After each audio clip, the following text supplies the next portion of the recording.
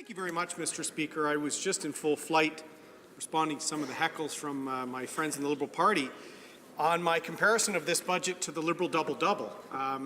I've said it's the Liberal double-double, deficit and debts, and there's no roll up the rim to win for Canadian families, because studies have shown that 80 to 90% of middle-class families, the families they claim to be helping, are paying more under this government. So, Mr. Speaker, high deficits, high debt are connected with taxes. Taxes are already going up, and large deficits, in many ways, are just deferring taxes to the future. So this is what the Liberal government seems to forget, is they're going to continue to make our economy less and less competitive. The budget contained 5 mentions of NAFTA with no funding attached to any of the industries that could be at risk, including those industries that the Prime Minister did his speedy little steel town tour because they almost blew the market access for steel and aluminum for Canadian workers. But my final few minutes I'm going to spend on the Canada Summer Jobs, Mr. Speaker, which dovetails nicely to the thousands of Canadians that have written condemning the Liberal government's approach to politicizing a summer jobs program. It's in the budget, Madam Speaker, at page 56. It says a summer job helps students pay for their education and gives them work experience they need to keep and find a full-time job after they graduate. All members of Parliament know how impactful these programs are. They do great community service-related events for communities and help students defer costs of their university or college education at the same time. It's a win. Service clubs are involved, seniors' homes, faith organizations. All sides of this House have seen the great work that's done with this program. Never in the decades of operation of this program has there been a thought police approach to this program, where they're actually putting in a values screen. Why did they do that, Madam Speaker? Because the Liberal government wanted to exclude faith organizations from playing roles in their communities, even though, Madam Speaker, the Prime Minister's sunshine photo ops with the Syrian refugees that first came to Canada, they were all coming through private sponsorship routes from faith organizations, Madam Speaker. Excluding people in this way violates the Charter of Rights and Freedoms and violates the spirit of what the Canada Summer Jobs program is supposed to be about. So we've heard from thousands of people who've written petitions. We have a vote tonight. For the Liberals that are listening, Madam Speaker, I would like them to use their conscience. Do they have freedom of thought in this Liberal government? It's time for them to stand up for all charter rights. That includes freedom of conscience and religion, and recognizing that faith communities play important roles across Canada. Thank you, Madam Speaker. Questions and comments? Questions et commentaires. The Honourable Parliamentary Secretary of the Government House Leader. You know, Madam Speaker, for years I sat in the opposition benches, and the former Prime Minister, Stephen Harper, ignored the importance of the Canada Summer Students program. In fact, Madam Speaker, one of the first things this government did in recognizing just how important our young people are to our country is we virtually doubled the amount of money going into the Summer Students program.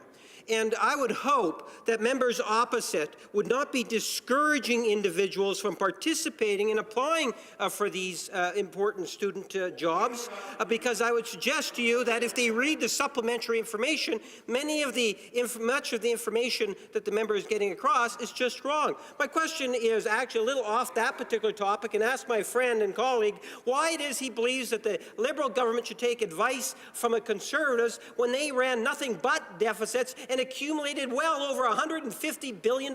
Why does he not see the irony in terms of Conservatives giving advice on deficits?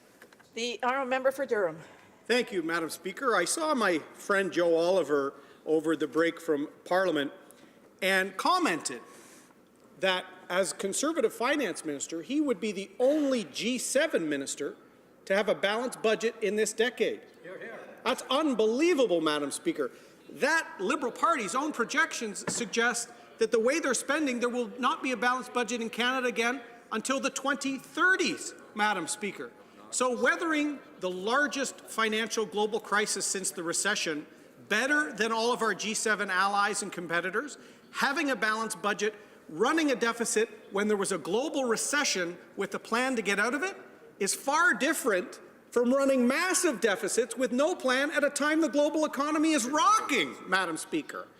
This is a failure of the highest order, and my friends in the Toronto business community wonder if the finance minister is still the same person that used to work in the private sector with his attacks on job creators and his deficit financing. He seems to have forgotten how to read a balance sheet. On the summer jobs, Madam Speaker, that member knows church organizations, immigration support groups in his riding have involved people from faith communities. That was consistent from the Trudeau government through Chrétien, Harper, Mulroney. Why the values test now? It's to exclude Canadians of faith. Questions and comments? The honourable member for Oshawa. Thank you very much, Madam Speaker, and I want to thank my colleague from Durham. He's a great representative of his community, and he's really taken this issue of Canada summer jobs to heart. He knows the Prime Minister has made statements like he admires the basic dictatorship of China. The Prime Minister admires Cuba, and this precedent now that he spoke about in his speech of acquiring an attestation, I was wondering if he could respond to this as being a precedent. There's people in my community that are worried about if the Liberal government will go this far, will they now require Canadians, for example, to receive CPP benefits, EI benefits, or to apply for a government job? Are they going to have to assign greater attestations that agree with the government of the day's policy in order to receive some type of government support? Could he please comment on how important this is as a precedent? The honourable member for Durham. Thank you, Madam Speaker. I want to thank my friend and neighbour, the MP from Oshawa, who I've learned a lot from as a member of Parliament, for his strong defence of families, of the role of faith communities, and for a balanced budget, Madam Speaker. There is a precedent for this type of thought police, this type of values screening. The precedent's found in the book 1984 by George Orwell, Madam Speaker, where you don't just oppose your opponents, you try and exclude them or defeat them entirely. So what Jerry Butts in the Prime Minister's office, they don't like people to hold faith convictions. They moved away from private sponsor of the Syrian refugee program to a government knows best, even though they're condemning a lot of those families to poorer outcomes that their own department realized. Faith organizations have a tremendous track record of all faiths, Christian, Jewish, Muslim. Those people who might have faith organizations but do their work as a Rotarian or as a Lions Club. These organizations are the foundation of community. We should be encouraging that, Madam Speaker, not excluding them. So the precedent being set here not only contravenes the Charter of Rights and Freedoms, it runs contrary to what parliamentarians should be doing, which is supporting Canadians to help grow their community and support the less fortunate before Ottawa knows best gets into the act. Hear, hear.